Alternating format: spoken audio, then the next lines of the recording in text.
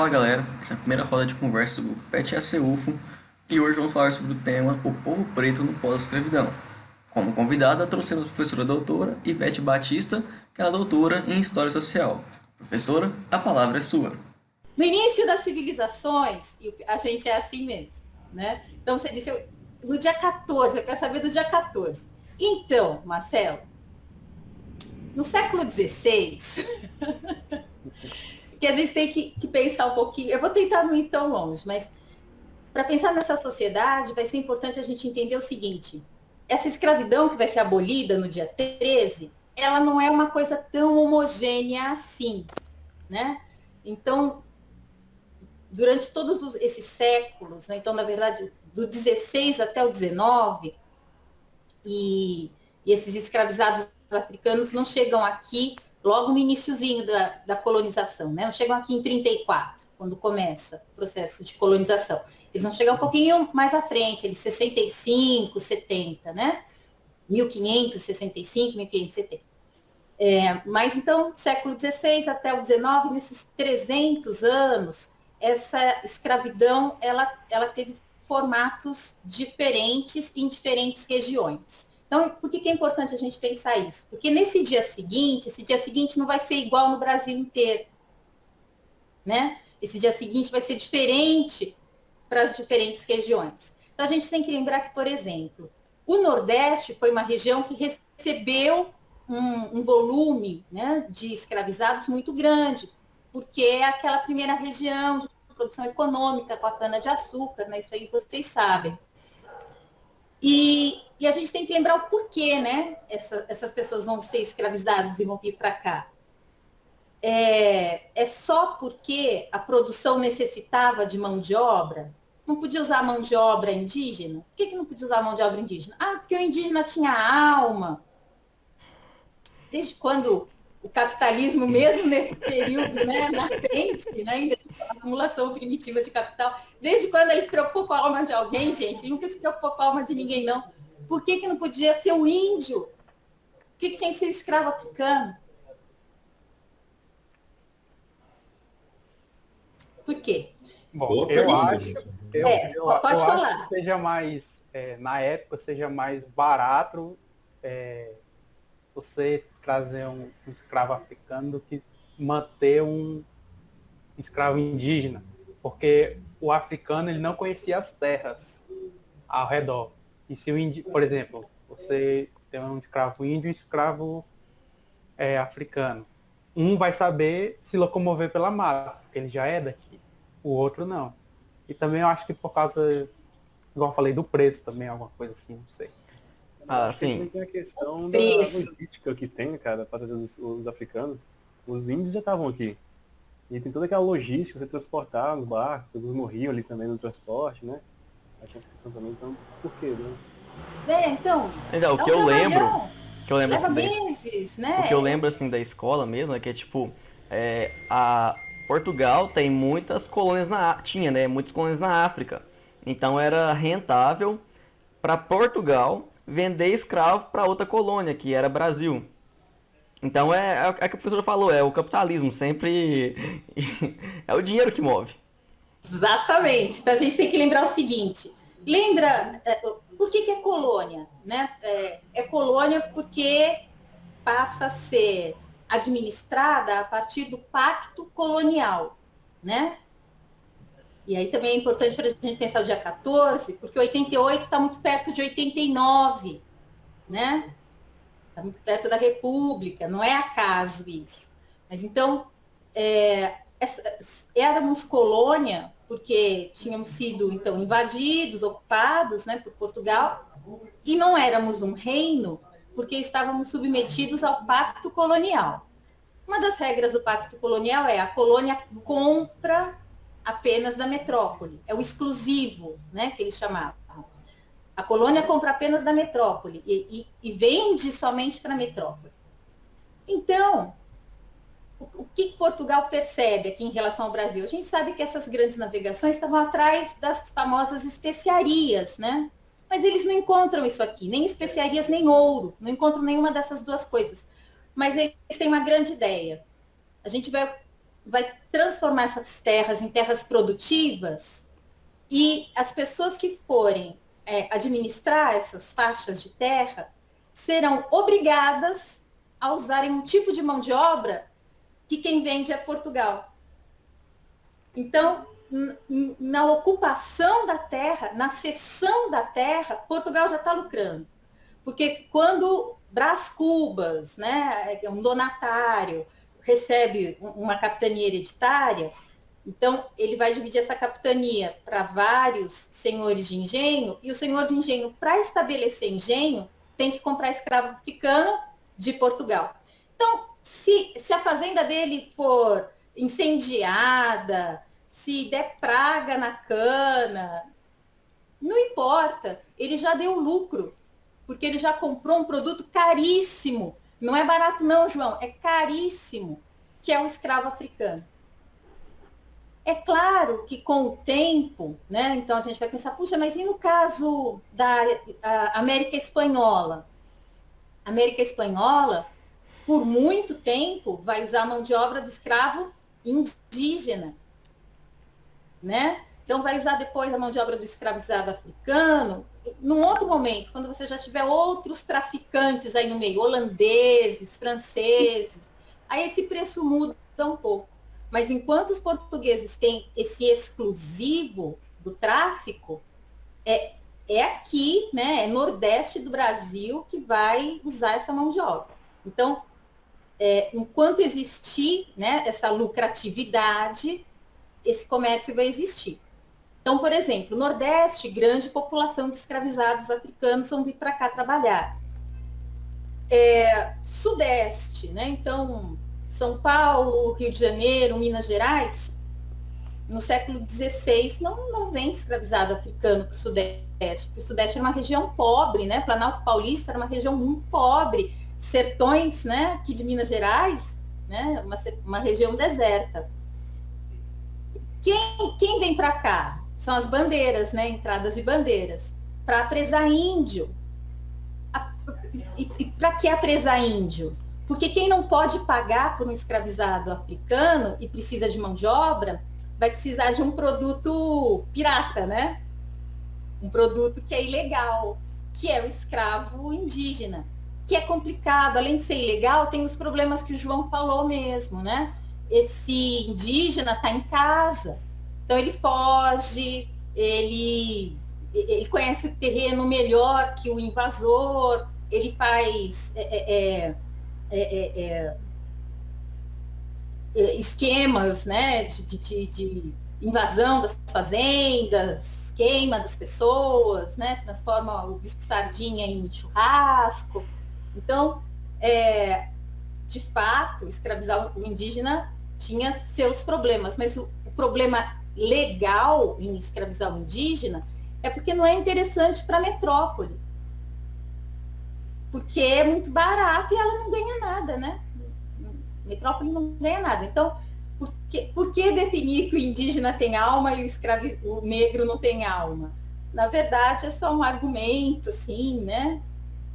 Metafórico aí, para justificar essa necessidade. Então, a gente vai ter um grande grupo de escravizados africanos no Nordeste por causa da cana. A partir do século XVIII, um grande número de escravizados africanos aqui na região das Minas, por causa do ouro, né? Mas a gente sabe que até o final do XVIII esse ouro acaba. Aí no XIX, primeira metade do XIX, essa mão de obra africana vai para a região do Vale do Paraíba, em São Paulo, né? Taubaté, produção de café, no início do XIX. E aí a gente chegou no século XIX. Eu nem dei uma volta tão grande assim. Quando a gente chega no XIX, o que você tem ali para trás? Você tem o Nordeste com a cana, e ela é o nosso segundo maior produto de exportação, né? Então não é assim, a cana foi a falência. Não, ainda é o nosso segundo maior produto. Mas ela tem um concorrente, que é o Caribe, né? Então, a cana produzida ali, o açúcar produzido nas Antilhas. Então, o nosso açúcar já não tem mais a dimensão e já não tem mais o valor de mercado, enfim, né? E o volume de produção que tinha antes. Aqui, em Minas, essa mão de obra migrou para São Paulo e migrou também para o Rio de Janeiro, porque no início do 19 a família real vem para cá, né? A família real vem para cá e isso é importante. Quando a família real vem para cá, aquele pacto colonial deixa de funcionar, né? Então, a famosa vinda da família real, o rei não pode reinar a partir de uma colônia, né? Onde o rei está é o centro do império, porque, como vocês lembraram, o Império Português é um império ultramarino, é um império que vai da América até o Japão, né?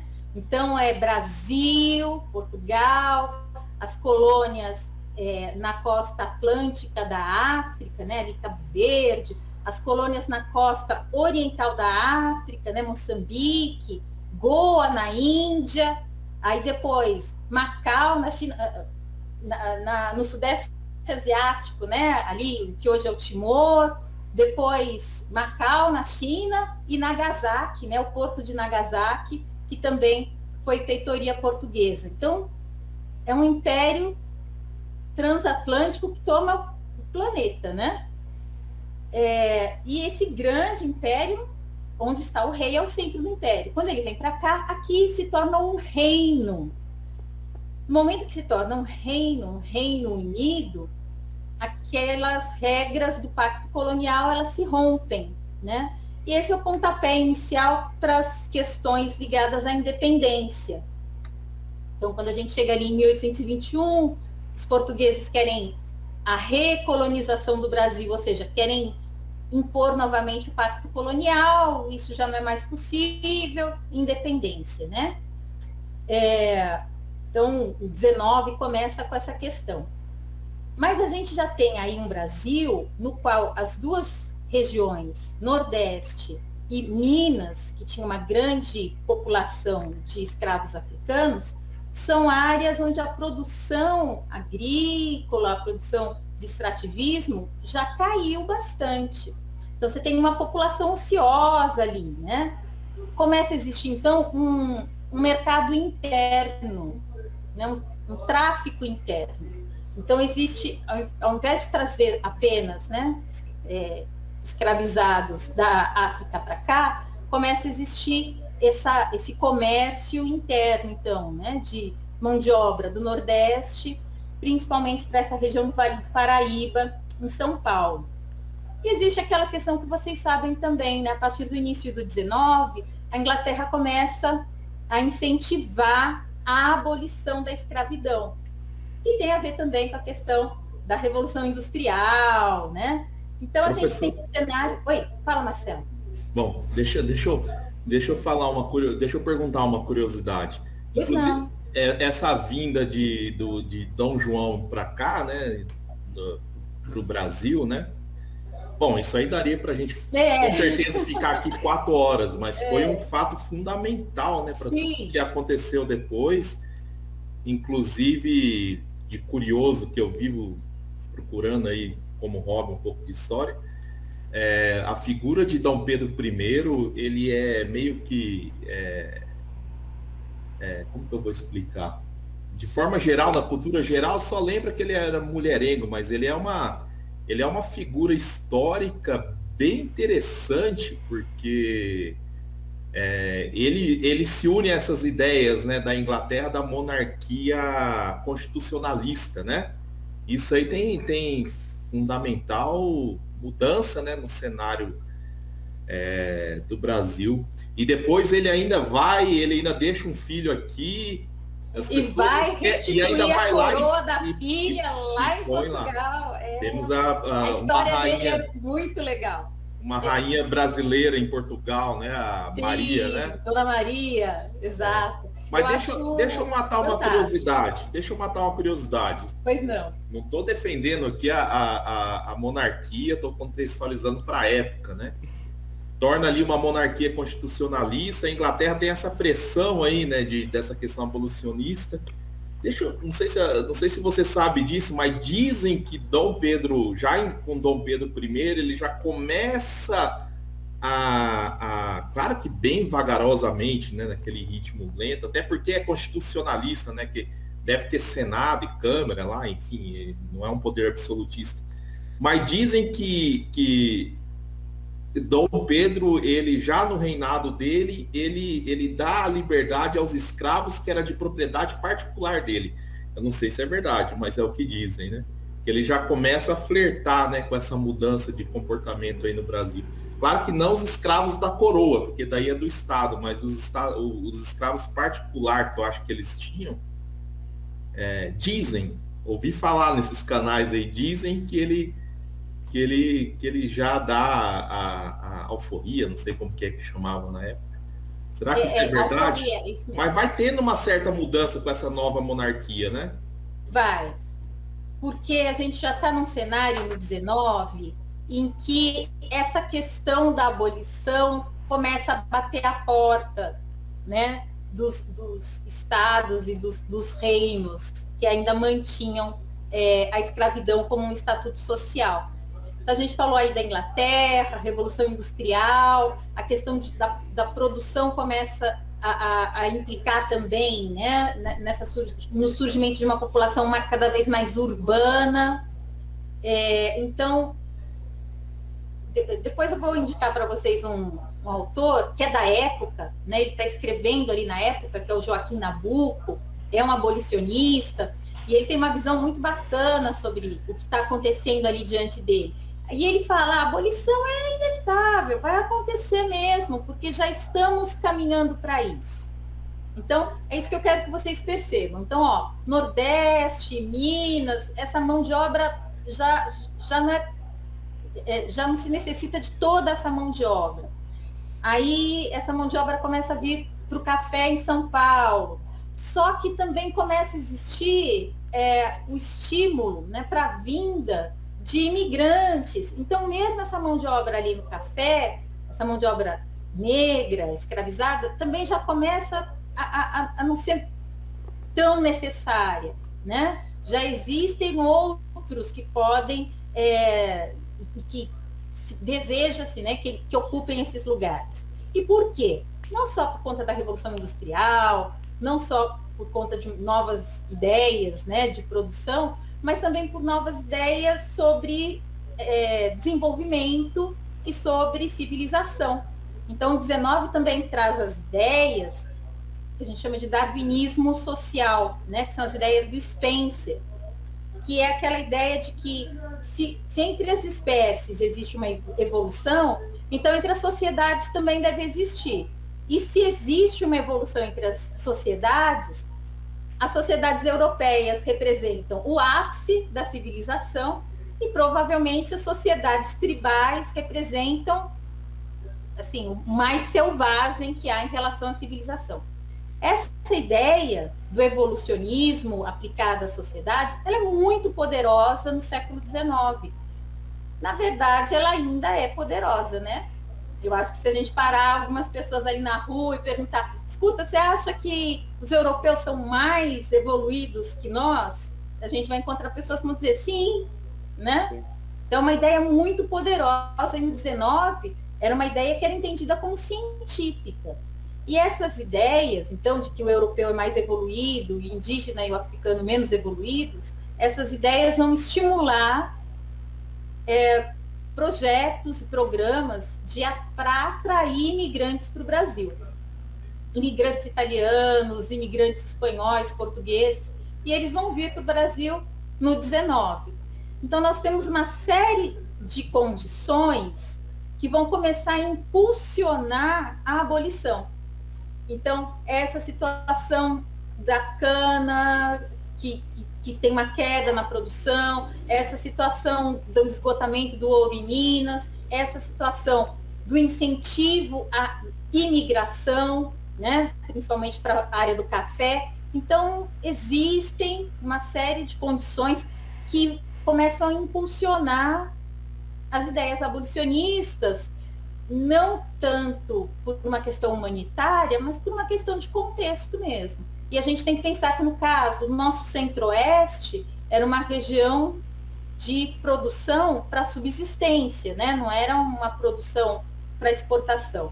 E a região norte era uma região de produção de extração de ervas do sertão, e no 19 a borracha, né? Que começa a ser produzida mesmo para exportação, mas não é mão de obra de escravizado africano. Então, por isso que eu falei para vocês, as regiões são diferentes, né? Então, lá no norte, eu não vou ter essa necessidade dessa mão de obra. No centro-oeste, é uma produção para o consumo interno no Brasil. Também não tem necessidade dessa mão de obra. Era na região de latifúndio mesmo. No caso do Nordeste, a produção cai. No caso de Minas, o ouro esgota. E no caso do Sudeste, chega uma outra mão de obra. Então, esse contexto começa a desenhar, né, um cenário que é propício para fortalecer o discurso da abolição. E fora que tem as pressões da Inglaterra, desde o início do 19, o tráfico não é mais feito pelas bandeiras reais, então não é mais um comerciante de um reino ou império, né, que está fazendo o tráfico, são os traficantes, ou seja, é a iniciativa privada, né, que vai fazer o tráfico. E a partir da metade do 19, esses traficantes têm os seus navios perseguidos, né, pelos ingleses. Então, é um comércio de altíssimo risco. Então, é altíssimo risco, o preço sobe muito, internamente, então já tem uma massa aí de mão de obra ociosa, a população urbana é muito grande, muitos desses escravizados não trabalham mais no eito, né, como a gente fala, na produção da cana ou do café. Muitos são escravizados, trabalham com trabalho urbano, prestam serviços, eram chamados de negros de ganho. Então, o que é o negro de ganho?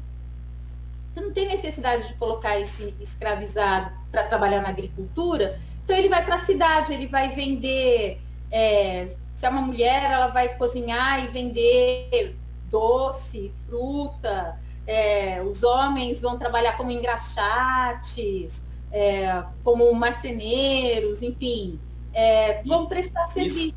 Isso já antes. E nesse cenário aí que a gente tem de, olha, essa mão de obra está ociosa. Então já começa a ter essas outras atividades. Tem a Eusébio lá, não quer? Eusébio de Queiroz, né? Isso, então várias leis vão sendo emitidas, né?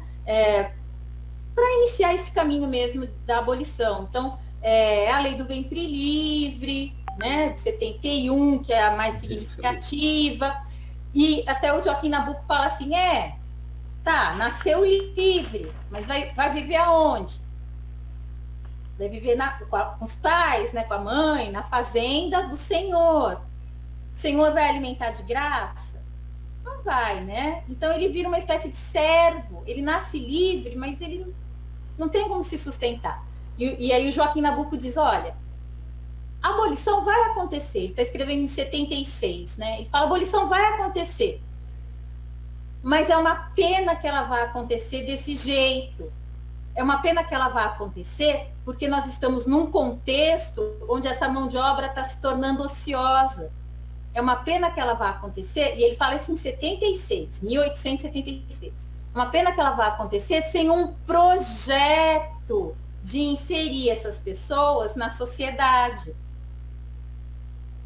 Então, se ela acontece porque essas pessoas não estão mais sendo úteis, né? Porque agora vamos trazer mão de obra italiana, porque queremos embranquecer a nossa população, porque o europeu é mais civilizado, né? Se agora a gente vira as costas para essa população e realiza a abolição, que lugar social eles vão ter? E as palavras dele são proféticas, né? E a gente está aqui, 133 anos depois, dizendo isso, olha, essa população está numa situação de exclusão. É o que ele dizia. Se a abolição vai acontecer nesse contexto em que o Estado se nega a inserir essa população nesse sistema de produção, isso não vai mudar, né? Não vai surgir um desejo de inserir essas pessoas do dia para a noite. Ele fala, uma pena que ela não vai acontecer a partir de um projeto de inserção. A certa altura do texto ele diz, não é do dia para a noite que o ex-senhor vai acordar e olhar para o ex-escravo como um igual. Então, quando você perguntou, Marcelo, o que aconteceu no dia 14? Será que no dia 14 as pessoas brancas olharam para as pessoas negras e falaram, nossa, eis um cidadão brasileiro igual a mim? Não, né? Então, esse alerta do Joaquim Nabuco é fabuloso, porque ele está colocando... Professora, mas... Pode falar. Mas será que não tinha ali no contexto dessa abolição, eu acredito que deveria ter uma ala de senadores, pensadores, etc., que deveria, claro que não o ideal, né? Que a gente sabe que o ideal não tem nem hoje. Dificilmente ia ter uma reforma agrária, etc., uma coisa muito, mas alguma coisa deve ter uma ala da época, né? Que eu realmente vejo pouco falar sobre isso, que defendia alguma coisa a mais, além da libertação. Da liberdade? E não é até por isso que dizem, né?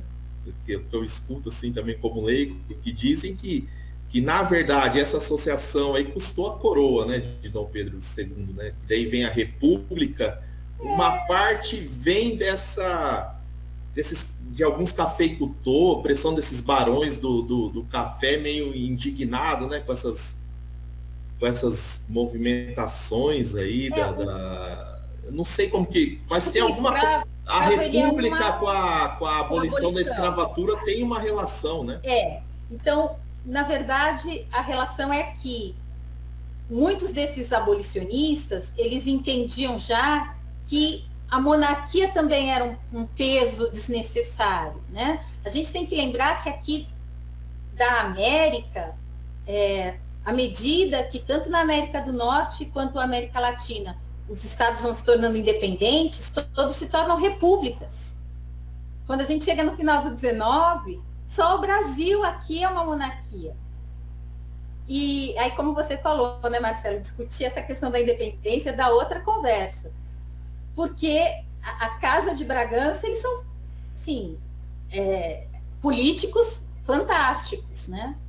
Então, quando as cortes de Lisboa pressionam lá em 21 pela recolonização do Brasil, né? E em 22, Dom Pedro declara a independência. Ele declara a independência, mas ele é o herdeiro da coroa de Portugal. Então, é independência e não é, né? Então, mas a família real continua sendo a mesma e a possibilidade de união das coroas continua sendo a mesma. Aí ele assina que ele jamais aceitará a união das coroas. E pouco tempo depois ele deixa o filho aqui e vai lá para Portugal para restituir a coroa da filha, mas ele assume como Pedro IV, né? Quando você vai ler ali a nobiliarquia portuguesa, tem lá Pedro IV, o rei soldado. Quem é Pedro IV, o rei soldado? É o nosso Pedro I, que foi lá, fez um discurso maravilhoso em Paris, conseguiu um exército, entrou em Portugal e tirou o irmão dele, que era usurpador da coroa, né? Tirou do trono e restaurou a coroa para a filha dele. Então, ou seja, manteve de novo um herdeiro lá, um herdeiro aqui, né? Uma filha lá, um filho aqui. Então, a estratégia de Bragança era essa. Então, Brasil e Portugal não iam se separar, né? E os liberais sabiam muito bem, os nossos liberais sabiam muito bem disso. Professora, mas... Se não tivesse a monarquia, a independência era sempre um risco, né? O risco de Brasil e Portugal voltasse a um reino só continuaria existindo. Mas, professora, eu quero dizer assim, lá na República, não, o que eu penso assim, né? Como também leigo de história, mas vendo assim, né? Pelo pouquíssimo que fizeram, né? Ou praticamente nada aos ex-escravizados, né? Eu penso que quem assume a República, infelizmente, era uma ala republicana que não estava muito interessado nessa questão. Entende o que eu quero dizer? Não foi uma ala não foi uma ala pensante que eu acho que deveria ter, uma ala pensante que pensava um pouquinho a mais nessa inserção do isso. Infelizmente, eu acho que foi uma ala mais ligada com esse pessoal que ficou muito nervoso, né? Porque eu achei essa questão também. Como que é? Eles queriam ressarcimento, né? Porque o escravo é uma propriedade. Então, isso é muito claro, né? Escravo é uma propriedade, eles compraram esses escravos, eles investiram dinheiro. Então, do dia para a noite, uma parte do patrimônio deles deixaria de existir. Então, exatamente por isso, essa abolição, ela quando a gente chega em 13 de maio de 88, a população de escravos no Brasil é muito pequena. Se vocês colocarem aí na internet, vocês vão achar o censo de 1872. O censo de 72 aponta 15% de escravos no Brasil. Da população escrava no Brasil, em 72 era de 15%. Em 88, ela está aí por volta de 10%. Por quê? Por causa disso, Marcelo, é melhor dar alforria e manter como trabalhador preso à terra do que do dia para a noite vai que a coroa, né, decreta a abolição e ele perde o investimento dele. Então é melhor ele amarrar esse trabalhador ou fazer uma alforria coartada, né? Então o próprio escravizado compra a liberdade e ele vai pagar a prestação, né? Era o que mais tinha nessa segunda metade do século XIX. Então, é 10%. Então, esse grande documento de 13 de maio liberta 10% da população. Só que qual é o número de pessoas negras no Brasil nesse momento? Que agora são livres, né? Entre os que já estavam pagando a liberdade e os que se tornaram livres. Metade da população. Então, ela liberta 10%, mas todos esses outros ainda precisavam de um projeto de inclusão. Tem gente que estava pensando nisso, principalmente os acadêmicos abolicionistas, Marcelo. Então, como, né, a gente está falando aí, Joaquim Nabuco, né, José do Patrocínio, eles estão pensando nessas questões. Mas a gente sabe que quem vai assumir o poder no ano seguinte são os militares. Os militares seguem uma ideologia positivista que é evolucionista, né? Que acredita nessa ideia, então, de que é necessário branquear a população brasileira para ela alcançar o desenvolvimento. Acho que um pouco também, então, né, que quando vem a ideia de república, a primeira coisa que vem, para mim, minha cabeça, vem a ideia de democracia.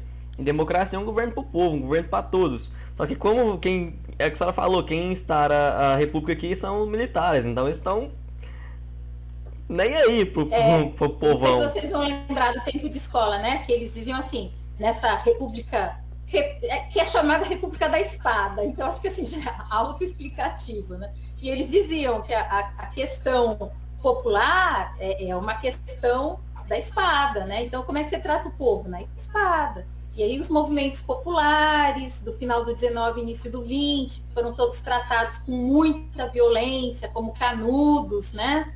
Em que a aldeia toda foi dizimada, né? Não restou ninguém. Então, não é essa ala progressista que vai assumir o poder. E não é essa ala progressista que vinha tomando, né, mais dimensão política no momento. Era justamente a ala conservadora, de visão positivista, né, conduzida pelos militares. São eles que tomam o poder, apoiados também, naquele momento, por muitos progressistas que achavam importante garantir essa independência, que achavam que essa independência pela metade, com essa família real, metade lá, metade aqui, que isso não ia garantir a nossa liberdade. Então, num primeiro momento, eles apoiam, né, a República, mas, num segundo momento, vão ser oposição a esse poder que se estabelece e que tem essa visão, né, que o Claudio Ney colocou aí, que não é de um governo para o povo, né, de forma nenhuma. E eu entendo quando o Marcelo coloca, puxa vida, né? Essa república que se forma é uma república que não vem para governar pelo povo. Enquanto que aquela monarquia, quando nasce constitucionalista, né? Então, parece que ela estava, que lá, quando essa monarquia nasce, parece que ela estava mais progressista do que essa república quando nasceu. Então, eu entendo essa sua leitura, né? Porque elas nascem exatamente dentro de cenários opostos, né? Mas a gente tem que lembrar também que... É que naquele contexto de 1820 ali, era meio progressista, né? Você ir para a monarquia constitucionalista. Isso, acompanhar. E enquanto que no final do 19, início do século 20, nós estamos assistindo o mundo caminhar cada vez mais, né, em direção a regimes autoritários, né? Ô professor, então ali pelos dados que você nos passou, na verdade ali em 1888 a gente já tinha uma imensidão de pessoas negras livres. Pessoas negras livres. Sim. Você sabe falar o que essas pessoas, porque com certeza também sofria todo tipo de, ainda mais que eles eram livres no momento que ainda também tinha escravidão. Isso, exatamente. Essas pessoas eram totalmente marginalizadas, assim, dificilmente elas se sobressaíam. Assim, dificilmente elas... É interessante que surgem alguns pensadores, né? Sim. Mesmo nesse contexto, é impressionante porque existem focos de resistência. Então, como você disse, muito difícil, né? Conseguir ocupar um espaço de projeção, conseguir uma formação para uma pessoa negra nesse momento. Quais os serviços que essas pessoas realizavam principalmente? Então, a gente está falando que é uma sociedade do Brasil, do 19, que começa a se tornar cada vez mais urbana. Então, esses trabalhos, né, nas áreas urbanas, construção civil, limpeza, né, começam a ser realizados principalmente por essa mão de obra. E a migração interna. Então, a migração para o interior de São Paulo, para as regiões que vão produzir para a subsistência do café na região do Oeste Paulista. Essa região onde nós estamos, né? Então, é uma região que essa população negra vai chegar nesse momento do 19 aqui, né, para trabalhar também nessa produção que vai atender a esses novos centros urbanos que estão surgindo. Então, essa população negra ou vai adentrar esse Brasil continental, e aí a gente vai começar a ter essa presença. Esses dias mesmo, uma aluna falou, nossa, professora, eu sou de Ribeirão Preto, e lá não tem congada, não tem essas festas, né? Por que não tem congada em Ribeirão Preto? É a questão cultural, né? Então, Ribeirão Preto, certo? A cidade cresceu, surgiu quando? Ela falou, com a produção do café. Falei, que fase do café? Ela falou, a segunda fase do café. Mão de obra, ela é italiana. Mas tem negro em Ribeirão Preto? Tem, mas eles chegaram depois, né? Migração interna. Então, a mesma coisa aqui nessa região, uma região que foi desbravada por bandeirantes, caçando indígena, né? Então, a população negra daqui é migrante, veio da Bahia, né? Veio da região das Minas, né? Então, da região de extração de ouro, é uma população migrante. Então, Marcelo, para onde essas pessoas estavam, né? Essas pessoas negras libertas? Adentraram, então, essa região continental do Brasil, né? Então, aí a gente vai ter população negra no norte, população negra no centro-oeste, população negra no interior de São Paulo, interior de Minas, que é essa população migrante. E também esse trabalho urbano, né? Já que as cidades estão crescendo, São Paulo, as regiões portuárias, né? A cidade do Rio, então esse trabalho urbano. Então, é um trabalho muito mal remunerado, né? E, além disso, Marcelo destacou, mesmo assim, você ainda tem pessoas que se destacaram, né, os irmãos Rebouças, grandes engenheiros, né, arquitetos e tal, na área do direito, da medicina. Que pessoas são essas? Bom, primeiro que aqui na região das Minas e na região da Bahia, a presença negra é muito antiga, né? Então é desde o século XVI lá no Nordeste, desde o XVIII aqui nas Minas. E a gente sabe que o Brasil é uma sociedade formada pela miscigenação. Então, aqui em Minas, foi a região onde se tem os registros mais antigos de filhos e filhas negros de pessoas brancas, né, e que se tornaram herdeiros, legalmente herdeiros. Mas onde nós temos os primeiros assim, registros. Isso com certeza aconteceu também no Nordeste. Então você tem pessoas que são, portanto, mestiças, né, e que herdaram fazendas e puderam, portanto, estudar e ter uma outra formação. Então, uma das origens, né, dessas pessoas negras e que tiveram projeção, né, nas artes, enfim, na ciência, é que muitas dessas pessoas puderam herdar, né, posses dos seus familiares, porque eram pessoas mestiças, filhos de negros e brancos. E outras pessoas também foram ajudadas por irmandades. Então, que aí é uma outra história também que a gente pode sentar para conversar, que é da resistência negra, né? Então, na verdade, desde que os escravizados pisaram aqui, apesar do João estar certo, né? O indígena conhece a terra, mais ou menos, né, João? Imagina um indígena que saiu do Planalto Paulista e foi levado lá para o Nordeste, né? Então, é um lugar que ele desconhece, um clima que ele desconhece.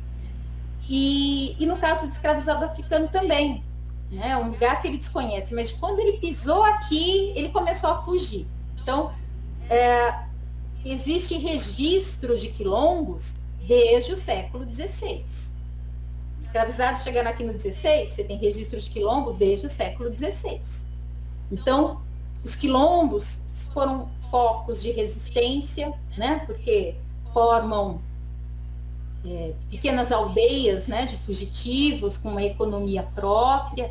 Alguns duraram pouco tempo, outros duraram muito tempo, né, como o famoso Palmares, que durou quase um século de existência, né, 93 anos.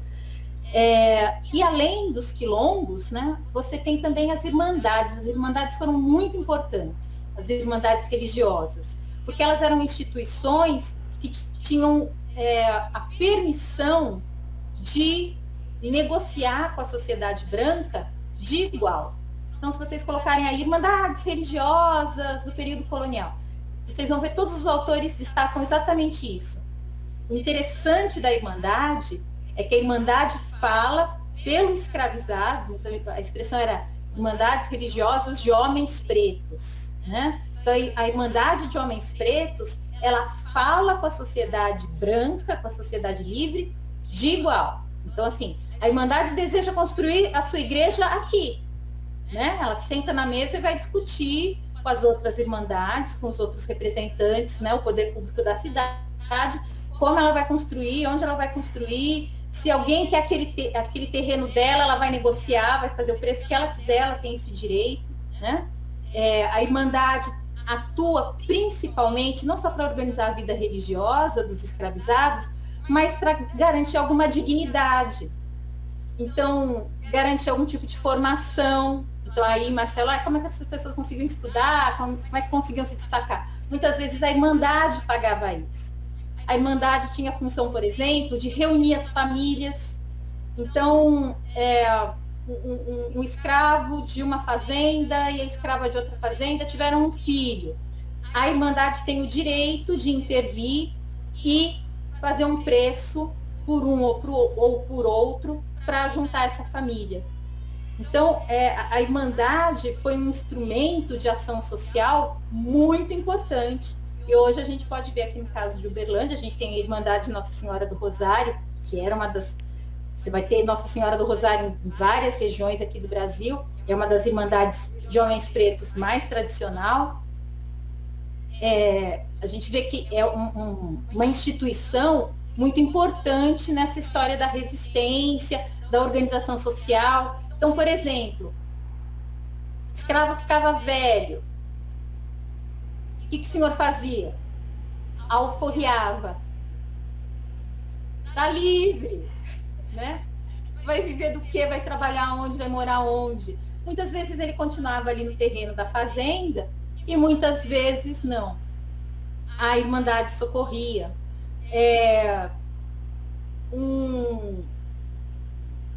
Uma viúva, né, de um casal liberto ou livre, uma viúva negra, quem vai cuidar dessa viúva, né? A Irmandade cuida. Um casal liberto, um casal alforriado que tinha filhos e o casal morreu por alguma coisa, doença, acidente, quem vai cuidar dessas crianças? A Irmandade cuida, né?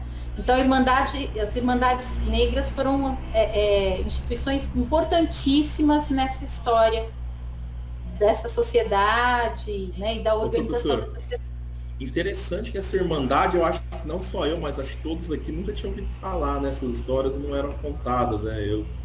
Quilombo tudo bem, a gente conhece, mas as Irmandades, né, é muito bonita a história. Então esses 10% que ainda tinha de escravizados, agora falando o pós, né? Ele segue mais ou menos a linha desses outros que já tinham a alforria, que seguiram, assim. Ou seja, não tinha nada, né? Porque eu acredito que enfim, não recebeu nada, né? Do antigo senhor.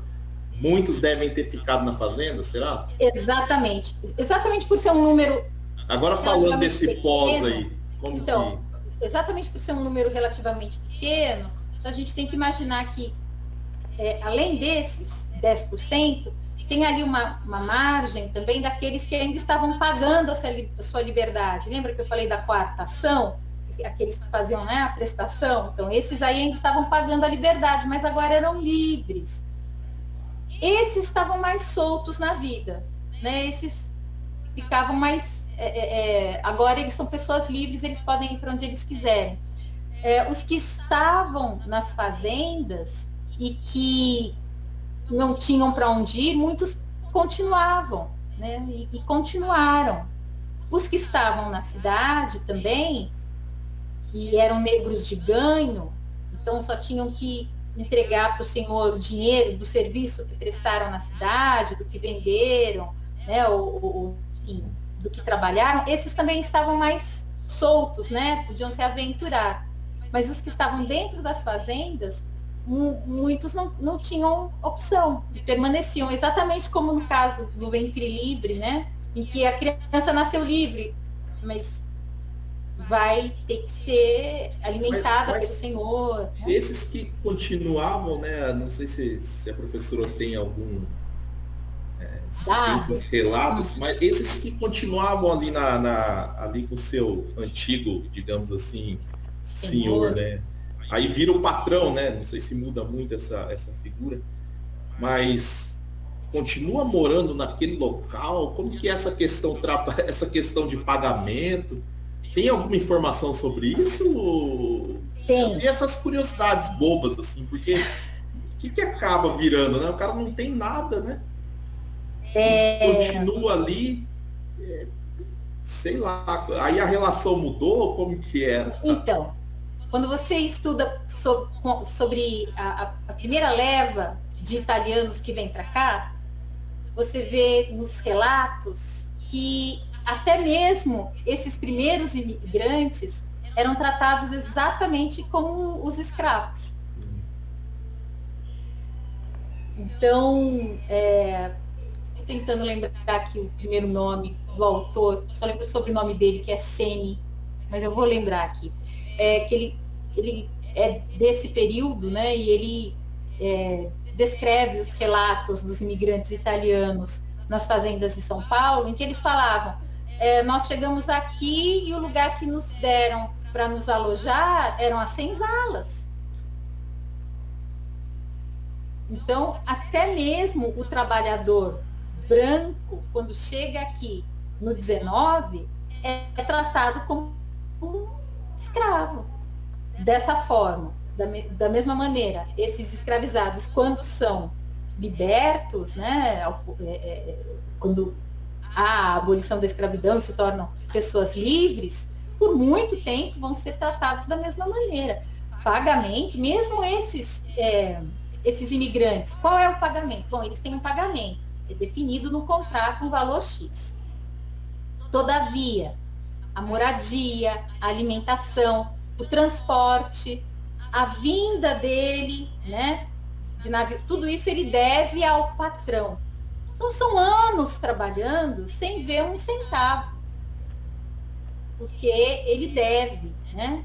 Então, não é à toa que logo no início do século XX começa a surgir o anarcossindicalismo. Então, os trabalhadores precisam se organizar, porque o patrão aqui no Brasil, ele tinha ou tem, gente, não sei se eu uso passado ou presente. O patrão, quando usar o passado, ele tinha a mentalidade de um senhor de escravos, né? Isso. Mas tem o que eu acho incrível dessa história, que parece que tem uma parcela, claro que deve ser bem pequena, mas tem uma parcela que mesmo não tendo, digamos assim, como que eu vou explicar, nem nasceu na África, nada, mas ele decide, tem uns que voltam para a África, Sim. Mesmo sendo aqui brasileiros, não tendo mais, dá uma impressão assim dessa repulsa, né? Eu vou sair daqui, né? Agora tem uma expressão vou sair desse isso. Local, eu vou voltar lá para minhas origens, né? Tem uma expressão para isso que é retornados. São os retornados. Então, são essas pessoas que voltam para o continente africano. E aí, como o Marcelo disse, são pessoas que nem têm essa experiência, né? E a gente tem que lembrar muito disso. Que outro dia mesmo, agora, por conta, né, de maio, tá, abolição, alguém colocou uma música que falava dessa questão, né, do negro, da liberdade. Na letra da música, o compositor escreveu assim: o negro tem saudade da sua terra, né? O negro tem saudade da sua pátria, o negro tem saudade da África. Aí eu falei, então, na verdade, assim, então, desde a metade do 19, a população africana que vem para cá é muito pequena. Então, o negro aqui, a África, né, para nós, ela é a nossa ancestralidade, assim, ela é a origem, né, do nosso povo, da nossa cultura. Mas a nossa identidade nacional é brasileira, né? Nós somos brasileiros e brasileiras. Por isso que eu acho muito curioso e interessante, né? Esses retornados. Mas são pessoas que não encontram lugar nessa sociedade, né? Como eles não encontram lugar, aí tentam retornar, né? Então, existem regiões, né, hoje ali na África Ocidental, em que o número de brasileiros retornados, né, é muito grande. Então, tem uma região em Benin, né, que é de pessoas descendentes do Francisco Félix de Souza. Que interessante, tem esse estudo genealógico aí. E eles têm muito orgulho, né, de manter isso. Eles descendem do Francisco Félix de Souza, que era um grande comerciante negro, baiano, e que criou um mini império na região do Benin. E esses descendentes, né, ele tinha um título, né, que era Xaxá, então os descendentes do Xaxá, eles mantêm essa brasilidade, essa homenagem ao Brasil. Eles estão numa região francófona, falam francês, mas também falam português por causa desse ancestral, que é o Francisco Félix de Souza. Vocês encontram fácil trabalhos sobre o Francisco Félix de Souza, ele é muito bem documentado. Ô, professor, uma parte é recebida em quilombos ou não? Ou tô falando bobeira? Uma parte desses que são libertos aí, pós 13 de maio, uma parte caminha até os quilombos, eles são, ou não tem isso? Eles são recebidos? Tem algum acolhimento dos quilombos? Sabe alguma coisa sobre isso? Eu tô aqui colocando as curiosidades mesmo. Pessoal, se tiver curiosidade, vamos conversar. Só eu Então, tô falando, perguntando para a professora. hoje, por exemplo, a gente vê essa questão, né, da certificação de comunidades quilombola. O que é essa certificação da comunidade quilombola? Bom, o que até 13 de maio era uma região ilegal, né? Então, era um aldeamento de pessoas fugidas, no dia 14, que é a curiosidade do Marcelo, né? Então, no dia 14, esses aldeamentos não são mais ilegais. Então, se tornam aldeamentos, né? Vilas. Eu tô pensando por legais. alto, assim. Você tá ali com uma mão na frente e outra atrás. De repente você vai atrás de uma comunidade que seja também de pessoas negras, né? E que talvez vai ser receptivo e vai te dar ali algum amparo, né? Imagina que uma parte deva ter se deslocado, né? Essa... Sim, então exatamente por isso algumas dessas regiões aqui, né? Onde a gente está, então Uberlândia, Patos, Paracatu, são regiões onde você tinha quilombos e são regiões para onde essa população negra migra, né? Mas a gente tem que lembrar que não são tá regiões... na Bahia, acho que lá tem bastante, não tem, Jefferson, aí? Tem sim, professor. Inclusive, acho que tem estudo aqui na minha cidade que é comprovado que aqui tinha quilombos aqui na zona rural. Fala o nome da cidade para o professor. Xique-Xique, na Bahia. Nossa, Xique-Xique é muito famosa, né? Super famosa a cidade de Xique-Xique. E lembra que a gente falou, então, que essa população negra vai adentrar a área continental? Então, sem dúvida, né? Aqueles que buscam um lugar para ficar podem se acomodar nessas regiões. Aqueles que querem tentar a sorte, né? Querem tentar se inserir num mercado produtivo mais promissor, aí vão para outras regiões mais urbanas ou de uma produção rural mais intensa, né? Então a gente tem que lembrar também que essas regiões aqui do interior, e principalmente as regiões quilombola, elas não vão oferecer um grande atrativo, né, para o desenvolvimento econômico dessas pessoas. Mas, sem dúvida, esses antigos quilombos vão começar a crescer a sua população, né? E exatamente por isso que hoje a gente pode certificá-los como comunidades quilombolas, porque são vilas, aldeias, bairros, cidades que se formaram daqueles antigos quilombos e que a partir do dia 14 já não são mais áreas ilegais, né? São aldeamentos de pessoas livres. E só 133 anos depois a gente resolveu reconhecer que são áreas legais. Demorou pouco, né? Quase nada. Que doideira. E assim, uma coisa que me correu aqui agora. Pode falar, Isaac, vou falar primeiro. Professor, é só para poder falar mesmo, assim. Aqui na minha cidade, como a senhora falou, da Nossa Senhora do Rosário, dos Homens de Preto, aqui na minha cidade tem. E esse ano comemora, se não me engano, 104 ou 105 anos, que foi reconhecida. E aqui na minha cidade também, perto da beira do rio, tem um bairro que concentra os quilombos da minha cidade, é um bairro inteiro. Ele já tem reconhecimento e tudo. Tem agora uma comunidade também que é reconhecida aqui na minha cidade também. Você só não falou a cidade, Isaac? Araçuaí. Olha, eu já ia perguntar. Minas Gerais. Minas Gerais. Você vê que legal, Isaac? Então, viu que legal, Isaac? Essas regiões aqui, né? Fugindo do litoral e adentrando o continente, elas vão receber essa população.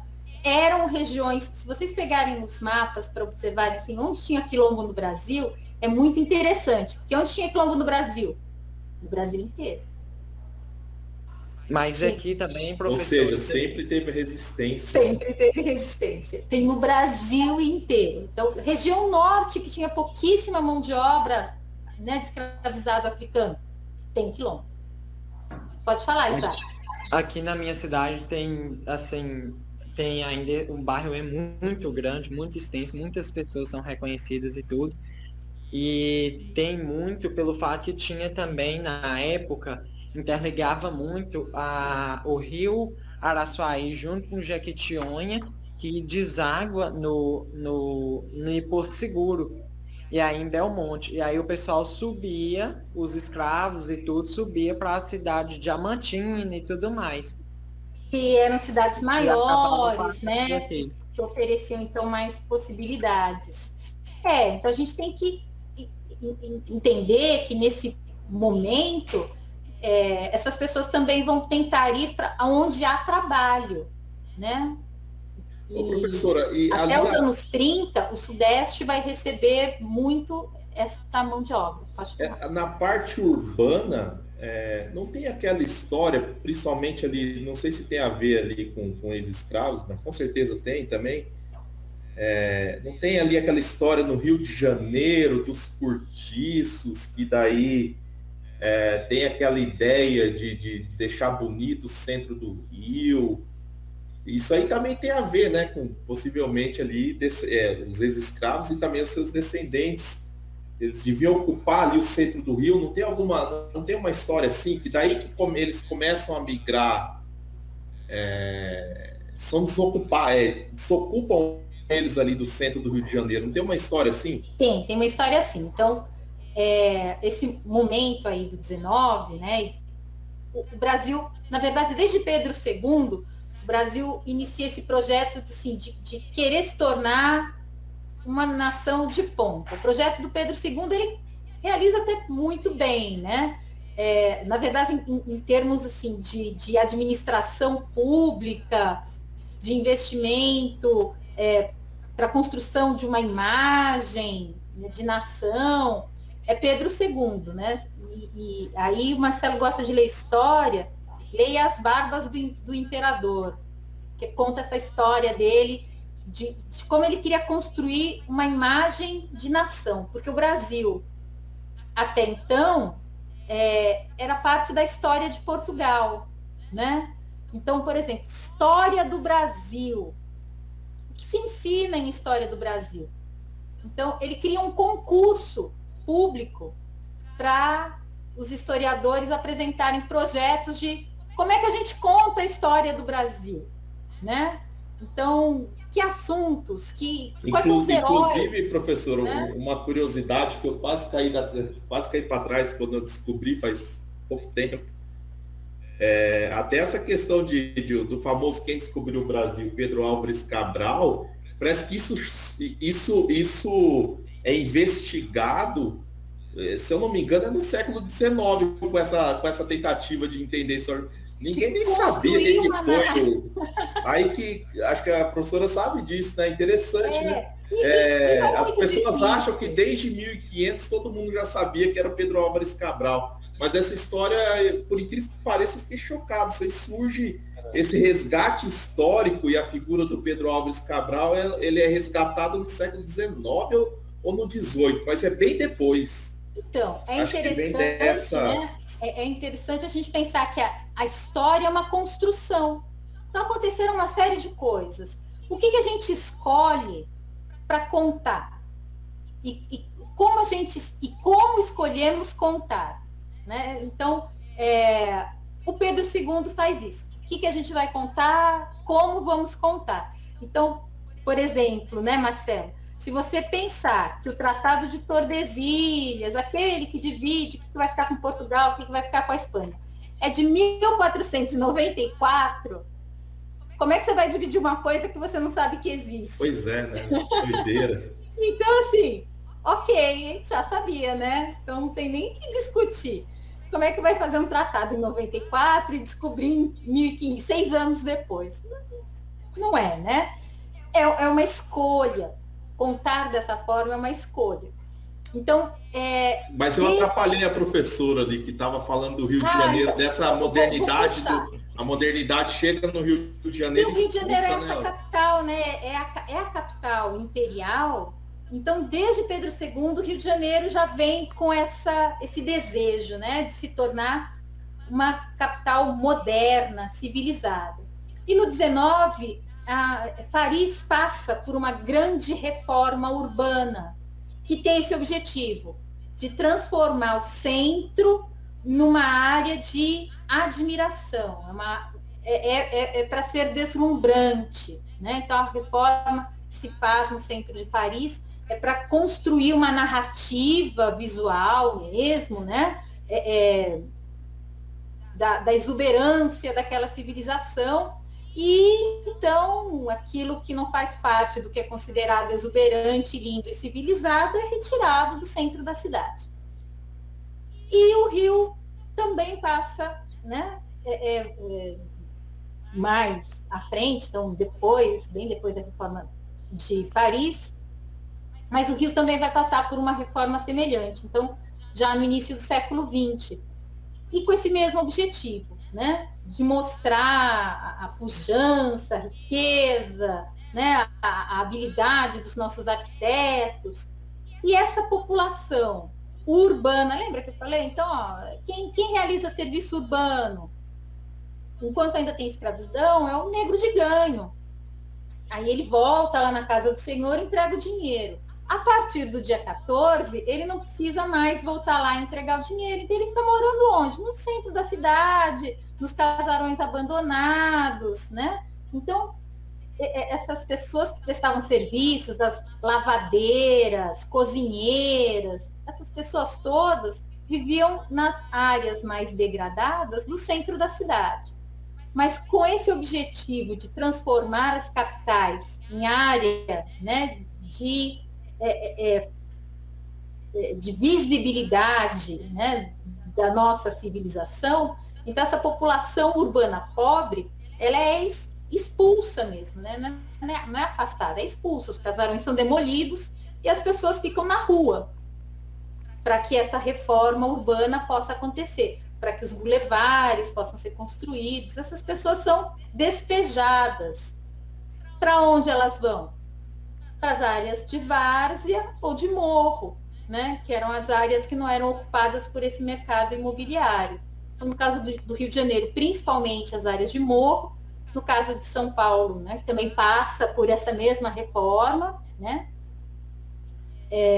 Também criando ali a Avenida Paulista, né, arborizada, com os casarões dos Barões do Café, ladeando a avenida.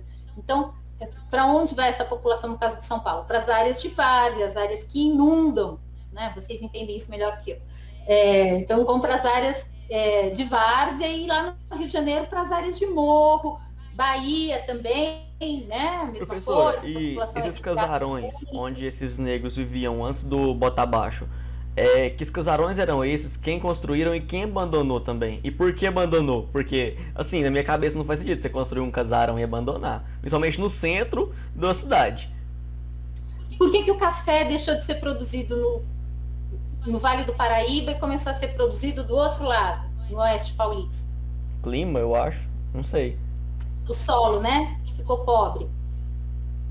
E muitos desses barões do café foram à falência, né? Então, o Monteiro Lobato tem um livro chamado Cidades Mortas, porque algumas cidades ali, né, do Vale do Paraíba foram abandonadas, porque a produção de café já não era mais possível. Da mesma forma, alguns desses casarões, né? Porque o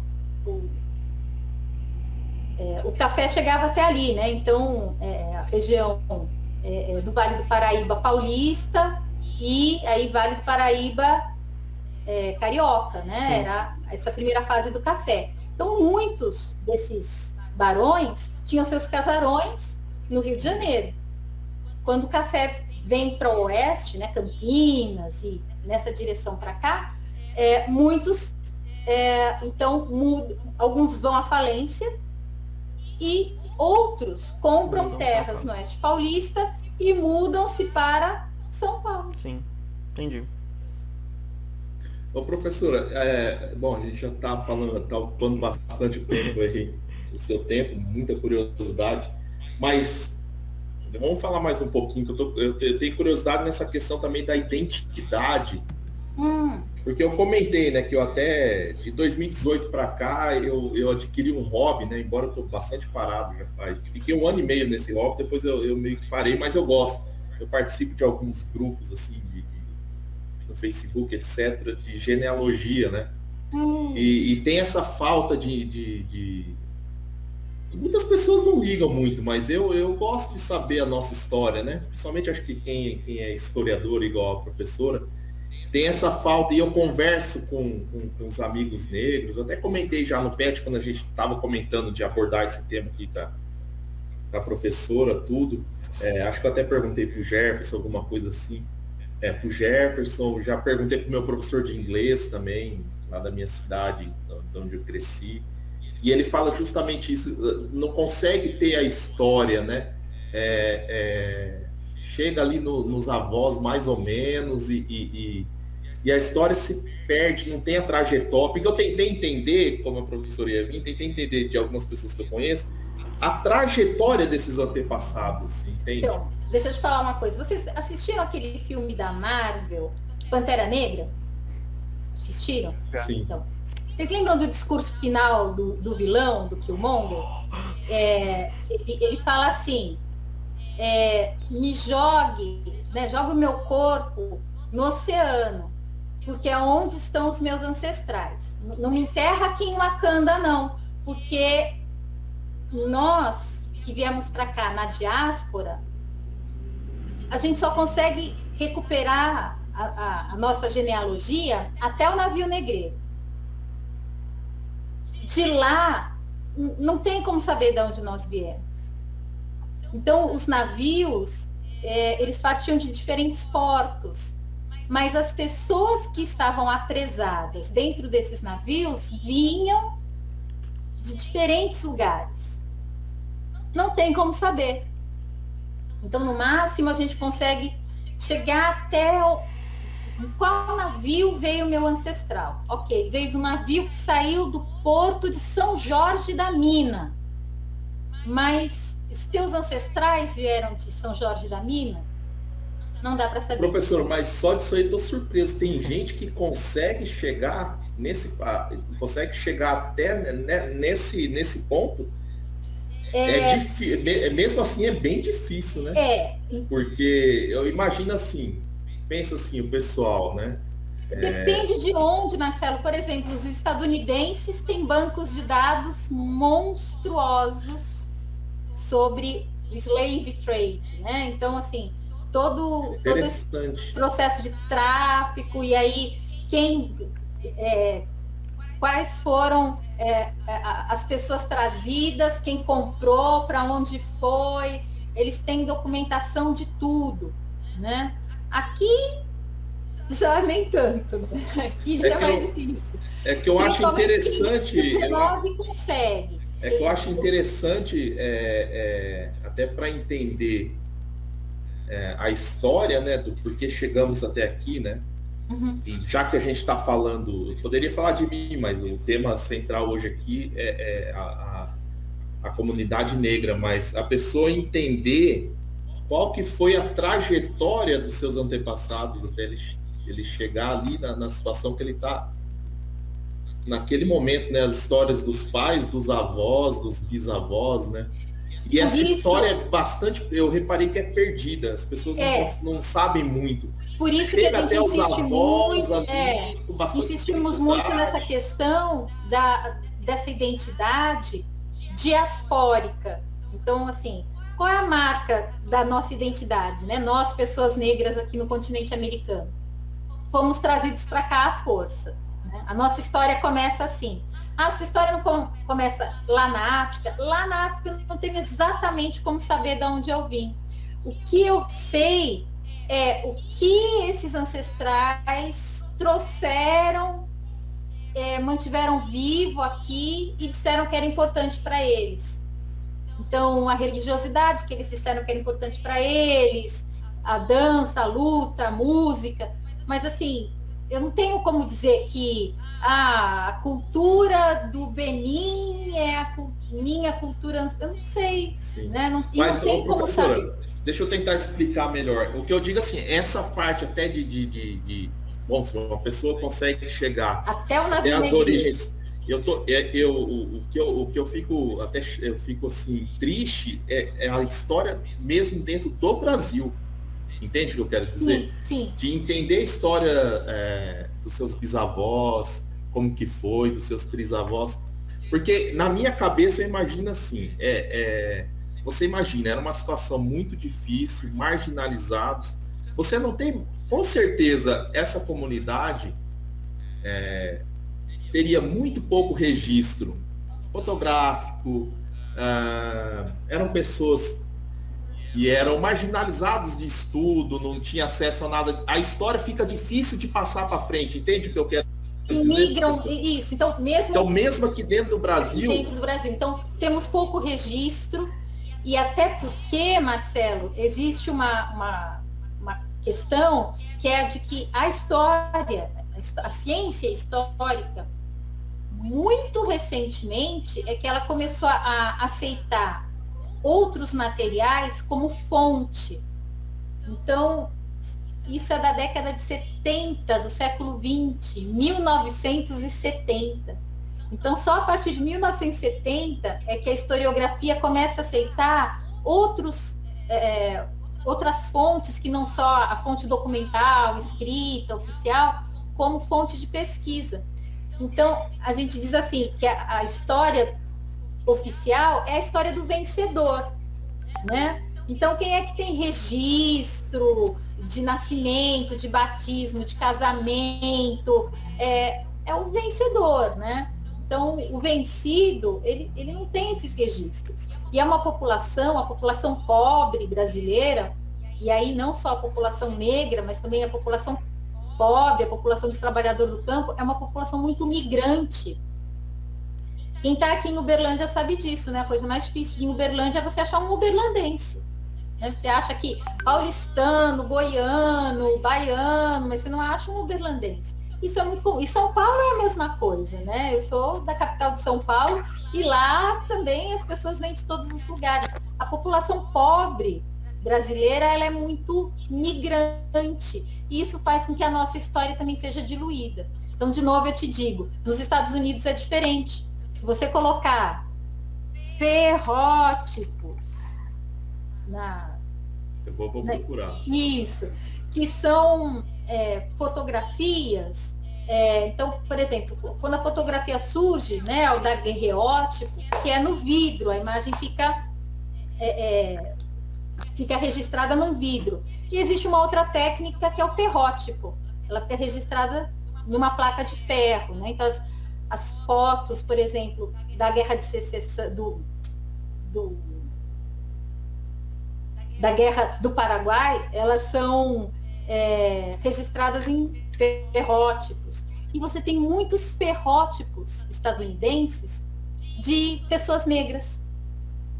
Então, ou seja, como você disse, né, deviam ser pessoas muito pobres, não tem como ter um registro fotográfico. Aqui no Brasil não tem, lá tem, porque a comunidade negra se organizou de outra forma. Então, tanto registro documental, registro visual, então tem mais material para recontar essa história.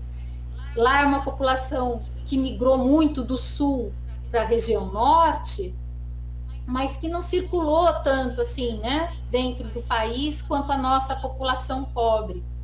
E essa migração também faz com que essa história dos pais, dos avós, dos bisavós, essa história vai se diluindo, vai se perdendo, né? Então, realmente é muito triste, né, para essa população, essa dificuldade, essa impossibilidade mesmo, né, de nós recontarmos a nossa própria história. E é até por isso que é importante todos esses movimentos de ações afirmativas, né, de valorização da cultura, que eu insisto muito que não se trata só de... hoje existe a lei, né, 10.639, que reforça a necessidade de estudo de história da África, história da cultura afro-brasileira, em toda a educação básica. Mas não é importante só para os descendentes de africanos, é importante para todos os brasileiros, porque é parte da nossa história, é parte da nossa cultura. E como que a senhora acha que a cultura africana é retratada hoje no Brasil? Com uma série de estereótipos, né, Claudionei? Complicado, então, né? já existe muita discussão, né? Já existem avanços, mas aqueles estereótipos lá do 19, de culturas hierarquizadas, ele é muito poderoso. Então, até ontem, uma aluna, a disciplina que eu trabalho é a História da África, né? E ontem uma aluna, ela apresentou um trabalho e ela mostrou a pesquisa dela no Google Imagens, né? Acho que ela colocou assim, o que você pensa quando ouve a palavra África? Ela colocou uma frase assim, e as imagens que apareceram foi da savana africana, dos grandes mamíferos e de tribos que vivem em natureza. Só. Então, como se não existissem cidades, universidades, né? Sim. Indústria, aeroporto, não existe nada disso. Só existe savana, grandes mamíferos. Se eu não me isso engano, que está no imaginário, né? E a gente precisa mudar. se eu não me engano, Professora, pode falar, Claudinho. na Copa de 2010, né, foi na África do Sul. Eu lembro que eu conversando com um amigo meu, ele falou assim, que na África só tem deserto. Aí eu, cara, mas acho que não, porque... Tem dois, né? Porque assim, lá tem floresta, né? Porque tem, tipo, eu lembro que na época, eu tinha 10 anos, mas o mascote da Copa era um leão. Então, tipo, o leão mora tipo, eu não sabia como que era uma savana na época, mas eu sabia que, tipo, era meio que uma floresta de campos, né? Então, assim, não é só deserto. E isso, muita gente até hoje, né, fica com essa imagem na cabeça. De que é um grande vazio, Sim. né? Professor, e vou até mais além, né? Porque é curioso como tratam a África como sendo uma coisa só, né? Como se fosse um Isso país, né? E lá uma diversidade gigantesca, né, entre os países, né? Exatamente. É como se na Europa eu só falasse os europeus. E é tudo uma coisa só. Ou aqui, né? Ou Pensa o aqui na América do continente, Sul mesmo, isso. exatamente. Pensa o continente inteiro americano. O que exatamente nós temos de comum com o pessoal de Costa Rica? Pois é. Né? Você não consegue nem pensar exatamente, né, numa característica cultural de Costa Rica. Então, no continente africano, a relação entre algumas culturas é zero. Né? Isso. Nenhuma, porque eles estão distantes historicamente, geograficamente. E a gente fala assim, a cultura africana, a religião africana, né?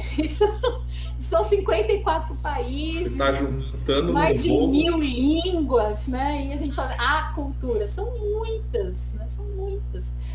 O autor de um livro sobre Francisco Félix de Souza, o Alberto da Costa e Silva, que foi um diplomata brasileiro, ficou muito tempo na África e ele teve acesso a muitos documentos, então ele fez muitos trabalhos sobre a África, né? E ele diz assim, olha, então, por exemplo, a religião dos orixás é uma religião de uma região muito pequenininha vieram muitos escravizados de lá para cá, mas assim, em termos de continente africano, é uma região muito pequenininha. Então, não dá para dizer que é uma religião dos africanos, porque 99% dos africanos não sabem, né, quem é Oxalá, quem é Ogum, não faz a menor ideia.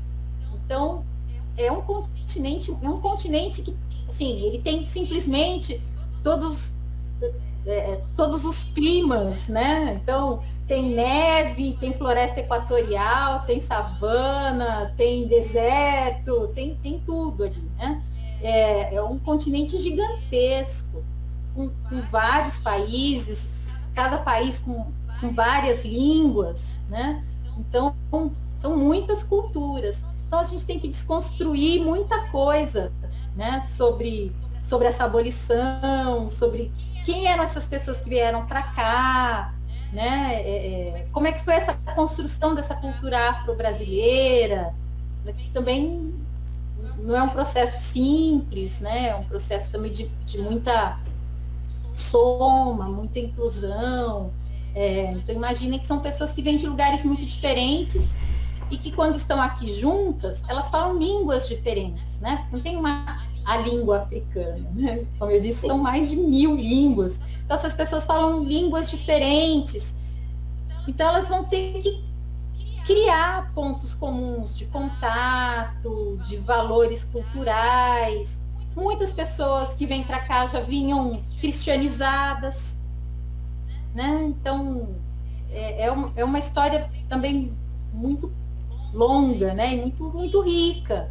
Então, e é uma história que faz parte da história do Brasil. Então, independente da cor da pele, todo brasileiro devia conhecer um pouquinho dessa história, dessa parte da cultura brasileira e desse povo brasileiro, né? Não são só os brasileiros afrodescendentes, mas é uma parte da história do Brasil. Professor, acho que já para a gente encerrando, para não ocupar mais aí no tempo aí da professora, mas só para encerrar, a gente falar um pouco dessa questão do ponto de partida, que, por exemplo, pegar, por exemplo, o meu exemplo, né? Claro, não tem nada, não tenho minha descendência aí, tá para ver, né? Japonês e tal, e até eu vi para conhecer a professora, eu vi no Lattes que a professora estudou na Universidade do Minho, né? Sim. O meu avô era minhoto, meu avô era de Monção do Minho. Que legal. Freguesia de Podame. Mas, falando do ponto de partida, até estava conversando esses dias atrás com um desses primos que eu encontrei, né? Essas questões de hobby e de genealogia. Aí eu vejo que eu sempre tive na mente aí que essa questão do ponto de partida, eu acho que tem um peso muito grande. Porque assim, se você pega, por exemplo, vou dar o meu exemplo. Porque eu já fiz o estudo genealógico. Olha que interessante. A minha bisavó, até numa época que mulher não tinha muito acesso a mesmo, enfim, ela era portuguesa, etc., mas não tinha muito acesso à educação também. Já o irmão dela, então o irmão do meu bisavô, ou o irmão da minha bisavó, era uma pessoa letrada, né? Uma pessoa letrada, já com bastante conhecimento. Então, quando eles vêm no Brasil, é interessante porque é impressionante, porque eu fiz a árvore genealógica, conheci um monte de primo, tudo. Eu estava analisando que é interessante que como que o ponto de partida tem um certo peso, porque pensa assim, esse irmão da minha bisavó, que já tinha uma certa cultura, letrada, etc., a árvore dele que segue, os primos que eu conversei desse lado, que os primos mais distantes, você nota que eles estão uma geração na minha frente, no que diz respeito, por exemplo, ao ensino superior. Então, da minha bisavó aqui, analfabeta, sem cultura, tudo, a geração dela que começou a ter ensino superior foi do bisneto. Já desse daqui, os filhos, alguns, se eu não me engano, alguns já tem tipo ensino médio, alguma coisa, mas a outra geração de neto já tem um monte de gente já com ensino superior.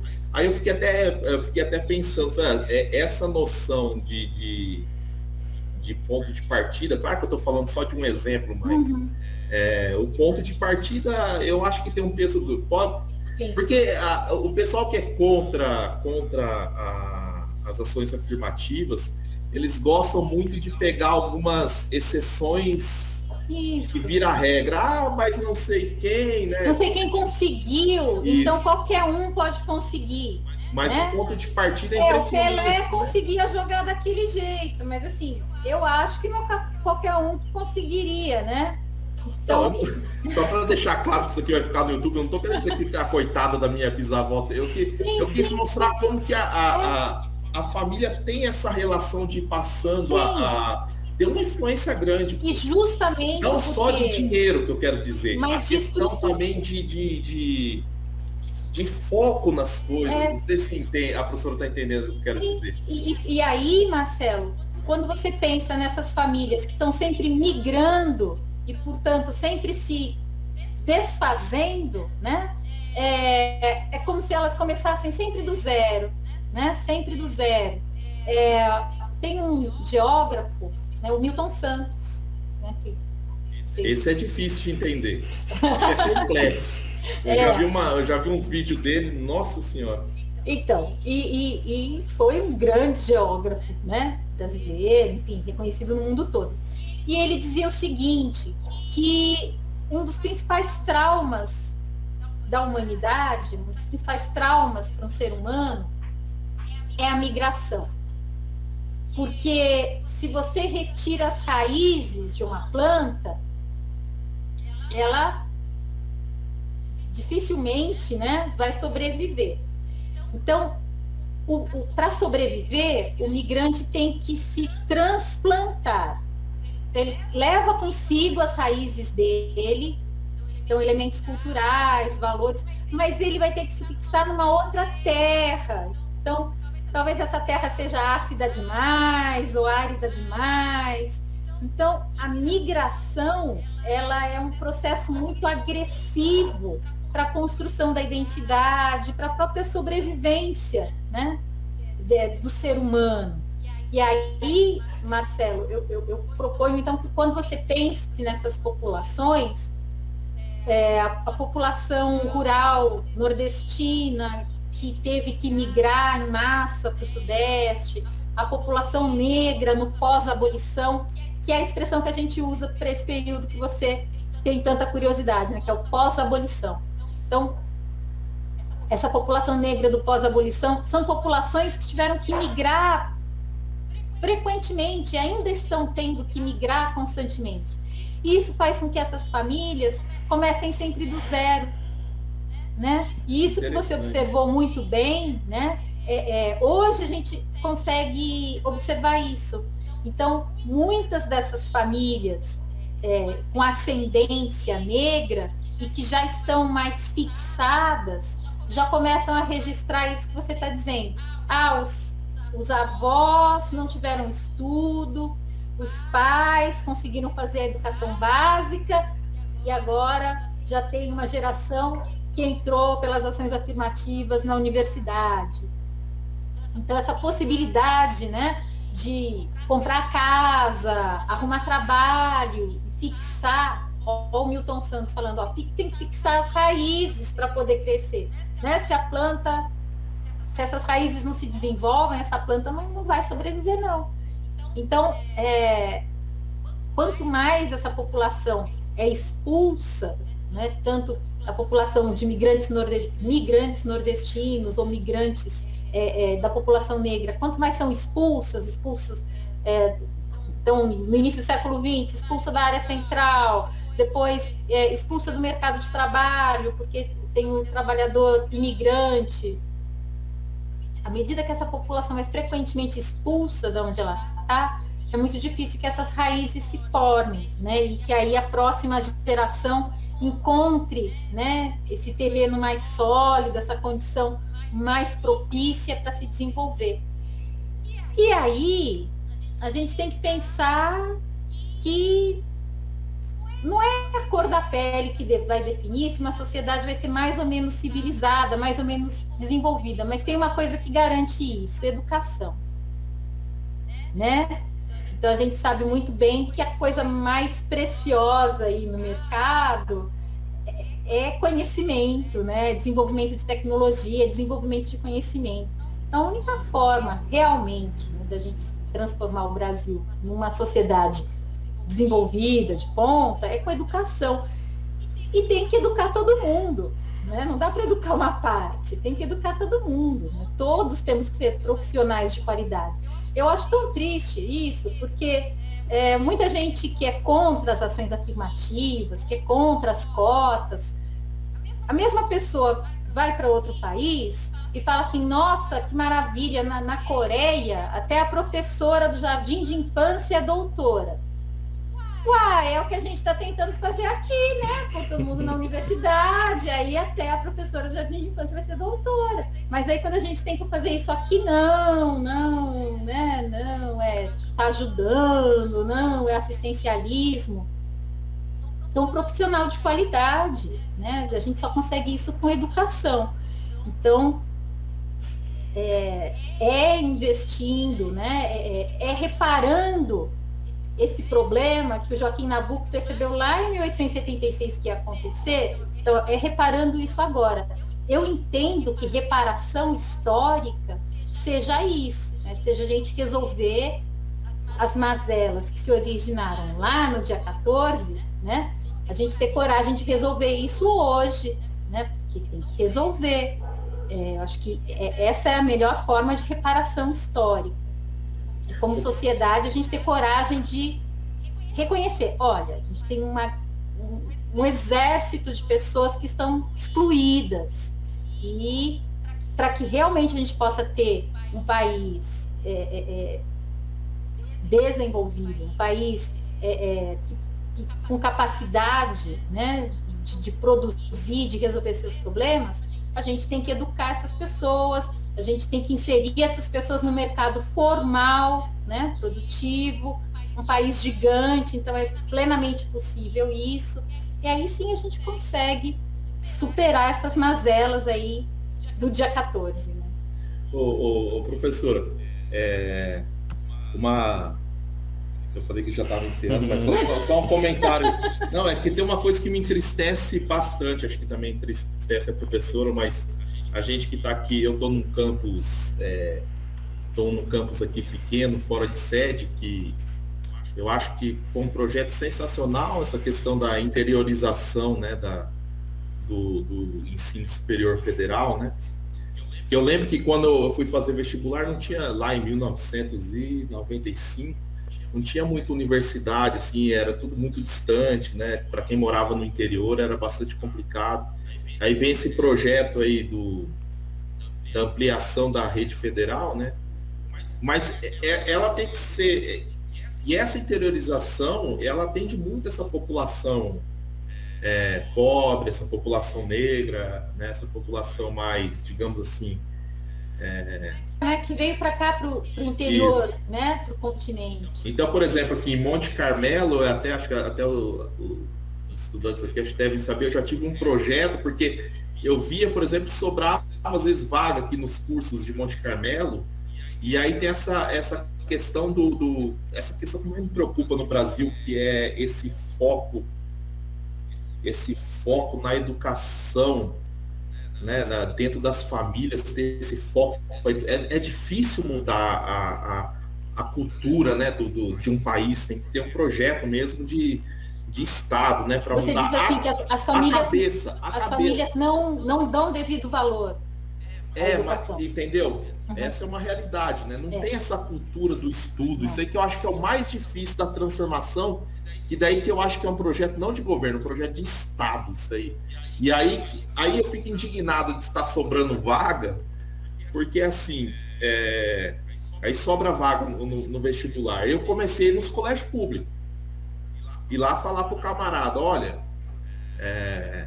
presta o vestibular. Isso, você não tem condição de sair em Monte Carmelo, às vezes você quer fazer uma engenharia, sei lá, alguma outra engenharia não tem Monte Carmelo, mas você não tem condição, tá difícil. Dá uma olhadinha pro quintal da sua casa, e aí eu até comento, na minha época, nossa, para você morasse no interior para você estudar, dá uma olhadinha, aí eu falo assim, o estudo pode mudar a sua vida, etc, etc. Onde eu quero chegar também é o seguinte, esse rompimento, né, desse projeto que deveria ser de Estado e não de governo. Porque tantas ações afirmativas que está no bolo de estudo aí da interiorização também do ensino federal e tudo mais, ele tem que estar junto da assistência estudantil. E está diminuindo as bolsas de assistência estudantil, e eu reparo que a evasão está aumentando, porque daí o cara chega aqui, tudo bem, ele tem oportunidade, mas ele tem que trabalhar. Ele tem que... São pessoas, né, muitos são... o atendimento dessa comunidade mais carente, se não mantém essa política de interiorização com a política de assistência estudantil, esse projeto, sinceramente, ele fica nesse meia boca, isso aí que irrita. Aí vem qualquer crise que dá, já sai cortando dessas coisas. Aí você, enfim, fica um negócio meia boca. A evasão tá aumentando. Eu estou reparando que a evasão aumenta. E o pessoal tem que trabalhar. Sim. Eu vi alguns estudantes aqui, por exemplo, meu curso, o cara falou, não, professor, eu tive que começar a trabalhar, eu tranquei o curso. Aí eu até falei, eu até comentei com ele falou assim, não teve bolsa nenhuma, cortou bastante Bolsa Permanência. Como que é? Tem a Bolsa Moradia, aqui tem Bolsa Moradia, Bolsa Alimentação, né, pessoal? Isso. Que ajudava. Quando eu cheguei aqui em 2015, ainda tinha um número razoável. E parece que esse número vai caindo. Mas aí era só esse comentário, né? Como que é difícil, né? Que se tem um projeto de Estado para o fim da educação e não de Mas você tem governo. razão. É necessário mudar mesmo a mentalidade. A gente precisa criar uma cultura de valorização da educação. E não tem como falar em ação afirmativa ou projeto de inclusão sem um projeto de permanência, né, que garanta a permanência. Não adianta incluir e aí a pessoa ficar desamparada. Aqui a Pró-Reitoria, né, a PROAI, a Pró-Reitoria que cuida das questões, né, das ações estudantis, vem tentando fazer Tá sofrendo. possível, mas esses dias a gente viu aí no noticiário, né, que os recursos vão ser reduzidos ainda mais. Então, é muito difícil mesmo, dentro dessa visão do atual governo em relação à educação, é muito difícil convencer as pessoas de que não é mero assistencialismo. Algumas pessoas chamam até de privilégios, né? Esses estudantes têm privilégios. Então, não entendem o quão importante é manter esses alunos e sobretudo, isso garante um investimento que o governo já está fazendo. Então, se existe o investimento, né, na existência, na manutenção das universidades, dos cursos, então, otimizar esse investimento é garantir que o aluno chegue até o final do curso. Porque você investiu, né, em infraestrutura, salário do professor, laboratório. Então, vamos otimizar isso e vamos fazer de tudo para esse aluno terminar o curso. Então, não é assistencialismo, não é privilégio, né? Seria até uma visão, acho que mais coerente de gestão.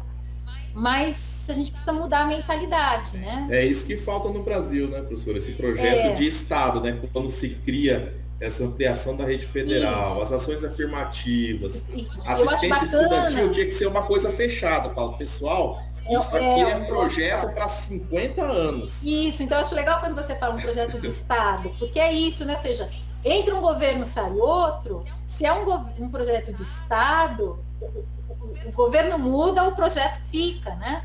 Mas o que a gente tem são projetos de governo. Troca o governante, aquilo tudo vai por água abaixo, tudo que tinha se construído, né, é desconstruído. Então é uma pena, né? A gente tem que mudar essa forma de ver. Eu fico muito triste, como eu disse, né? As pessoas vão viajar, vão para fora do Brasil e falam, eu fui a um museu, que lindo, museu maravilhoso.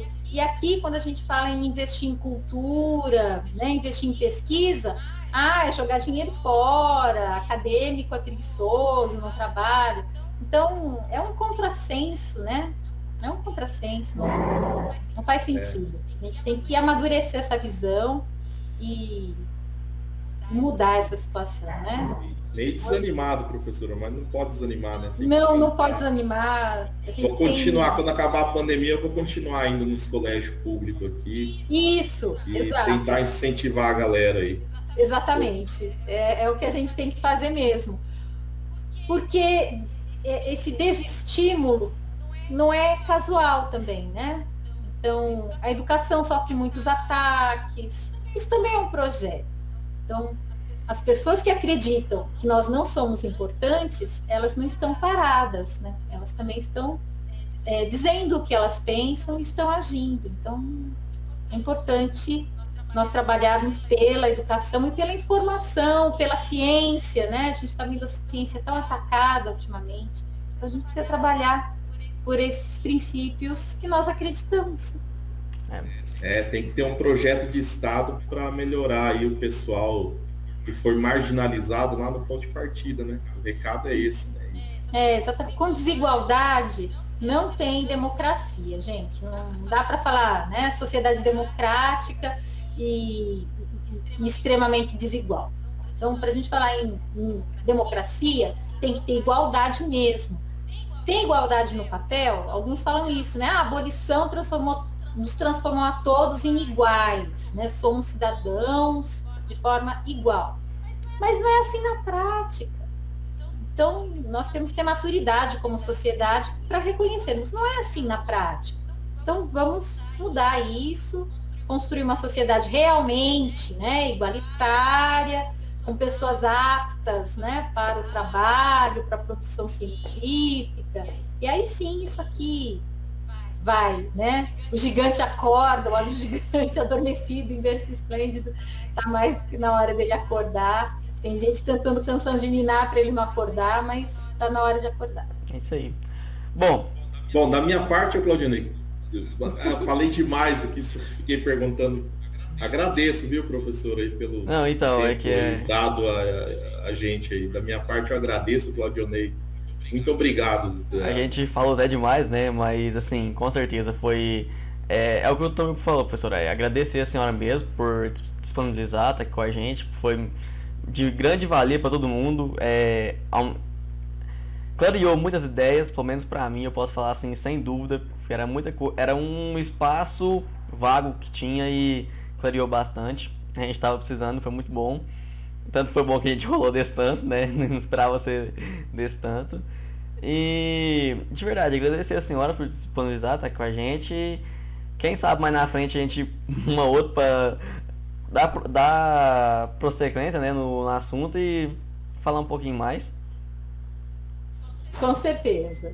Vou ficar muito feliz em voltar aqui para sentar e conversar com vocês. Que bom. Eu que agradeço, foi muito bacana. Obrigada. Bom, então... Obrigado, professor. Te agradece, né, Cláudio? Exatamente. Bom, então... Os engenheiros, obrigado pela conversa e pela aula. Obrigada, gente. A conversa foi muito boa mesmo. Muito obrigado, professora, pela aula de hoje. Obrigada. Você umas temáticas bem interessantes pra gente aí, coisa que a gente esquece que a gente vê lá no ensino fundamental, no ensino médio ali. E aí, curiosidades muito interessantes. O Marcelo aí, professor, fez algumas perguntas aí que a gente às vezes nem tinha noção que curiosidades que a gente tinha, mas que preencheu bastante lacunas aí que a gente não sabia aí sobre a história do Brasil e dessa parte da escravidão. Bem bacana, professor. Obrigado. Obrigada, eu que agradeço. Professora, demorou porque foi pegar logo um curioso, um engenheiro que é curioso de história, né? Que bom. Mas a melhor coisa são as perguntas, né? A curiosidade. Então, quanto mais perguntas, mais a gente tem possibilidade de conversar. Obrigada mesmo, gente. Bom, então... A gente se vê. Valeu. Até mais. Até mais. Boa noite. Bom descanso para Boa noite, vocês. pessoal. Até Tchau, mais. tchau. Boa noite, É. pessoal.